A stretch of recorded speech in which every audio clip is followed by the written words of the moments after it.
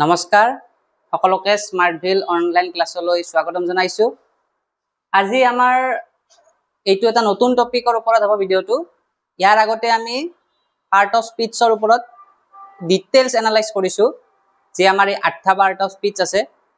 আজি আমাৰ তাৰে যিটো প্ৰথম পাৰ্ট অফ স্পীচ আছিল, অৰ্থাৎ নাউন, যিটো আমাৰ নাউন আছে, এই নাউনটোৰ ভিতৰতো আমি এতিয়া আজি ডাইভ ইনটু কৰিম, অৰ্থাৎ আমি ডিটেইলছত চাম।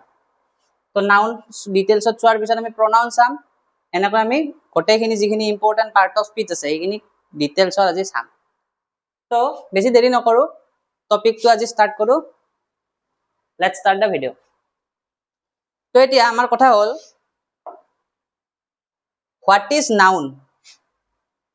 আশা কৰো তোমালোকে দেখা পাই আছা। তো নাউন মানে কি? ইয়াৰ আগতে আমি নাউনৰ বিষয়ে আমি চাই লৈছো ভিডিঅ'টো, তথাপিতো এবাৰ বুজাই দিছো। A noun is the name of a person, place, animal, thing, feeling, idea or quality. অৰ্থাৎ সহজ ভাষাত ক'বলৈ গ'লে নাম বুজোৱা শব্দবোৰে হৈছে কি নাউন। অসমীয়াত কোৱা আছিল বিশেষ্য পদ। আৰু ইয়াৰ যদি উদাহৰণ লাগে ইয়াত দিয়া আছে, যেনে চোৱা, ৰাহুল, আছাম, বুক, ডগ, অনেষ্টি, এইবিলাক কি নাম বুজাইছে। আৰু নাম বুজাবোৰ হ'ল আমাৰ নাউন। তো এইখিনি আছিল ইয়াৰ আগৰ যিটো ভিডিঅ' আছিল আমাৰ মেইন পাৰ্ট অফ স্পীচৰ। আজি আমি চাম ইয়াৰ নাউনৰো আৰু ভাগ আছে কেইটামান, তো সেইটোৰ ডিটেইলছত চাম আজি। তো নাউনৰ টাইপছ আছে, তোমালোকে লিখি ল'ব পাৰা। নাউনৰ প্ৰকাৰবোৰ অসমীয়াত লিখি ল'বা। ইয়াত ইংলিছটো দিয়া আছে, মই আছামিজটো লিখি দিছো। প্ৰপাৰ নাউন মানে কি হ'ব? অসমীয়াত কয় নামবাচক বিশেষ্য।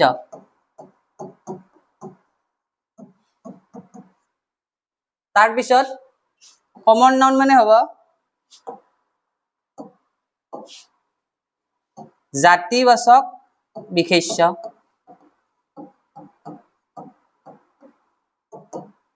তাৰপিছত কালেক্টিভ নাউন মানে হ'ব সমষ্টিবাচক বিশেষ্য।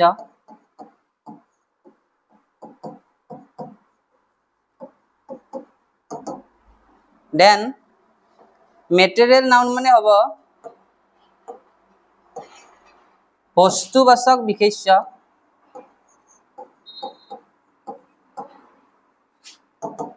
আৰু লাষ্ট হ'ব আমাৰ এবষ্ট্ৰেক্ট নাউন, মানে হ'ব আমাৰ গুণবাচক বিশেষ্য।